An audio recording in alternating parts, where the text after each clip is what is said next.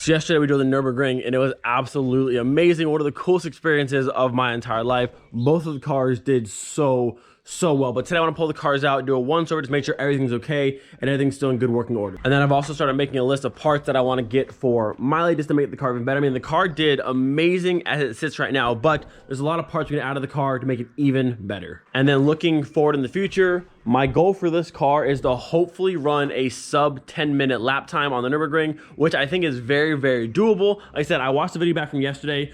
We ran an 11:29, I want to say it was, which isn't bad at all for my first time ever going there. I've watched the track so many times and played in video games, so I had a loose idea of the turns, but watching the video back, I could have been so much faster through so many sections. So I think a sub 10-minute lap for this car is very doable. Honestly, the setup it is right now, it probably can do it. It just takes more driver skill for me, more seat time. I've driven the track one time, so we plan on going back a lot of times. I want to get so many laps under my belt and it's get faster and faster in this car. So between just more driver skill, knowing the track better, where to stay flat out, how to take turns better, and then upgrading the car, making it handle better, stay flatter through corners, all kind of stuff. The goal is to get under 10 minutes for a lap time. So let's go ahead and pull both the cars out, do a walk around and see how they're looking. We'll start with the good R32 here, which did amazing yesterday, and the car is exactly at 150,000 kilometers. Let's go ahead and pop this open, and then we'll do a nice little walk around and see if we see any type of, like, I don't know, damage or wear spots.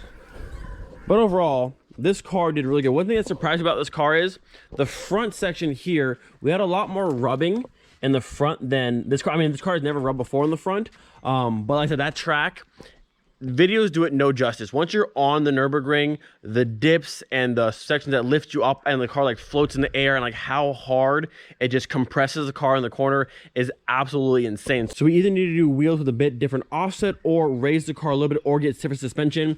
This car is currently on Bilstein coilovers, which were actually tested at the Nurburgring, which is pretty cool. But they just weren't quite stiff enough when we turned the car. So a little bit of rubbing in the front, no actual damage, but you can definitely hear the car going and hitting the tire and the fender as we turn hard. But other than that, the car is looking good to go. All of the oil level, coolant level, all stuff is still good to go. And aside from that, the car's looking pretty okay. I think we're gonna be doing stickier tires for this car for sure, whether on these wheels or different wheels. Things like a strut bar to go from tower to tower, looking for an upgraded sway bar, making the car even stiffer so when we turn the car into corners, there's less body roll, meaning less compression, all that kind of stuff just to make the car even better. But she had an absolute blast. That was her first time driving a track like that. She's seen a few videos of the Nurburgring, but she's never like played in video games, and she's pretty much driving blind. So I did my best, 'cause I mean, I like that, I loosely knew the track, so I was able to kind of tell her this corner, like tight left, tight right, gradual, that kind of stuff, just to help as best I possibly could.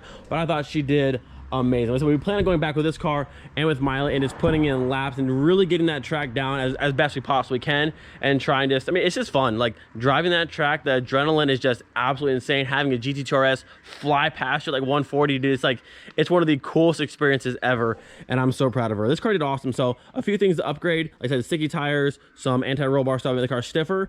But this thing as is already has the big brakes, it's all-wheel drive. The car's a very good platform as is. We're gonna do some little things just to make it even better. And then we'll probably do an intake and a high flow cat just so the car can breathe a little bit better and a little bit more power out of it. Now let's move on to this girl. All right, let's talk about this car here. Honestly, this car did so well. I could have driven better, but I think the car performed perfectly. Obviously, I want to make the car better, but as it sits right now, I think the car did an amazing job. The wheel and tire setup was great. I had no rubbing issues at all. The car's also on bags. If you didn't know, I'm not in coilovers. The car is on airlift suspension, and I thought the car did so good. I've always loved the bags, and I've had no issues with them. So I had no rubbing issues, and I drove the car honestly about this height and not a single issue. The tires felt great. They did squeal a little bit, so I do want to do stickier tires, but as a current setup, it did really good. The brakes felt phenomenal. Like, I didn't feel like any type of brake fade. I was confident for every single corner to actually brake and have the car stop and drop into a corner. So the braking tire, this whole setup right here was very good. Now, things that I do want to change, I want to upgrade its sway bar for the front. get rid of the body roll. And there's also like there's a sway bar you can do and like a trans mount you can do underneath the car. I want to get both of those, just really stiffen up the front. I already have this strut bar here, which does help a lot, but I want to get more and just make it more stiff in the front. So overall for the front, definitely stick your tires. What I do is sticky tires on the 15s because the ATS wheels are very, very nice and they are light. Or if we go to the 17s, either way, stick your tire for the front for sure. Obviously, the anti-sway bars, get rid of as much body roll as possible. And then for the engine itself, I either want to run a 2.9 manifold or the short runner intake manifold for a little bit more power, better response. But that's basically it for the front. Like I said, think of this car right now. This is Miley V1. And right now we're working on Miley V2 before we go back to the Nurburgring. So that'll be our front end project. Intake manifold, sway bars, and stick your tires. All right, moving into the inside of the car here. Two things I want to change in here. I love the steering wheel, but I want to get one that's a little bit thicker. And then I also want to run actual harnesses in this car, and I want to learn how to mount them properly, all that kind of stuff. But one of the things I noticed in this car, as we were going, and I'm coming to a turn, and I'm braking hard, and I'm trying to steer the car into the corner and also brake, I'm kind of getting thrown forward a little bit because it's not really holding me back to the seat. So it's kind of hard to make that correction for the steering when I'm trying to also push myself backwards and stay in the seat. So I definitely want to get harnesses and mount them properly in the car. That way I'm held back to my seat nice and tight, and I can focus on just having to steer the car where I'm trying to go versus trying to steer the car and push myself and stay in the seat. So that's pretty much it for the inside of the car. I want to do a bit thicker of a steering wheel and then some harnesses to keep me in place. But other than that, it felt really good in here. All right, moving to the back side of the car, there's two main things I want to do back here that I think are going to make an immense difference. So the R32 is all-wheel drive. There's a lot of weight over the back end of that car. Where this car's front-wheel drive, there's almost no weight back here at all. So if you driven a Mark III hard before, you can turn the car very, very hard, and there's a certain point where you feel the back end start to get loose on you.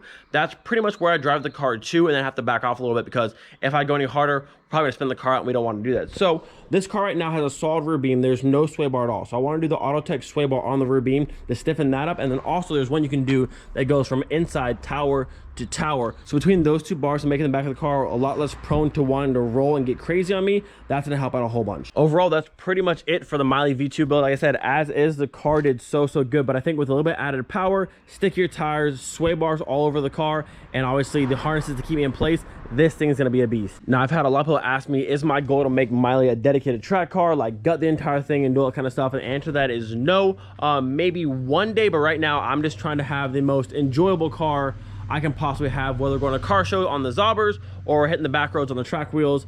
Either or, I just want to enjoy the car. So overall, both Miley and the R32 did absolutely amazing. We had so much fun on the ring, and we can't wait to make the cars even better for next time. Now, neither car actually got hurt on the ring, but Miley did suffer one minor casualty on the way home. Me and a guy in an Opel were flying on the Autobahn, and my poor weather stripping here said gotta go and went flying off the car. So this actually happened a while back. When they replaced the windshield, they broke a few of these clips, and this side never stayed down properly, and I never got new clips. I forgot about it, and then yeah, now it's gone. But other than my weather stripping here, the cars went to the ring, did a lap, and made it home with no casualties at all. So I can't be upset. I also want to show you guys one more thing before I end the video today. So this is my Zobber here on a yoga mat in my kitchen. No one judge me. But I was able to make an entire like model setup of how this would actually work if it was actually gonna fit on these wheels. So this is the Lorenzer 4-piston caliper. Very, very big caliper. This is the rotor that came with these calipers off the Mercedes. This is a 12.5-inch rotor or a 317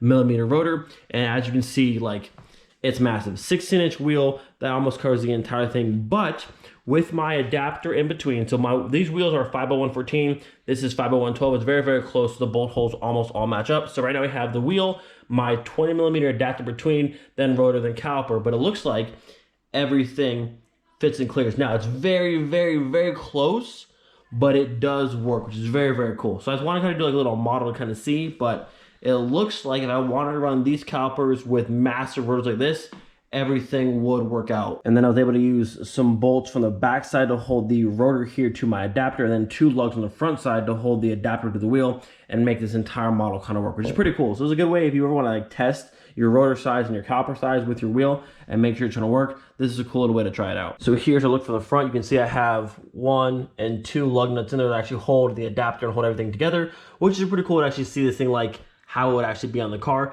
You can see we have about, I would say, like 5 to 7 millimeters between the face of the caliper and the wheel, but still plenty of room, and there's space on both sides. So if I wanted to, this setup could work. 317 millimeter rotor, 4-piston larger caliper. This could actually work, which is crazy to see. Like, it was a joke at first, but looks like everything would work if I went down this road. It's just crazy how massive that caliper and rotor setup is, and it fits in a 16. That's insane. That'll be it for today's video. Hope you guys enjoyed. If any of you guys have the Autotech sway bar for the front or rear of a Mark III that you want to sell, do hit me up. There are websites that have them still, but they're usually discontinued. They're kind of hard to find. So if you have those sway bars and you want to sell them, let me know. Do not forget, be thankful for every single day. We'll see you guys next time. Peace.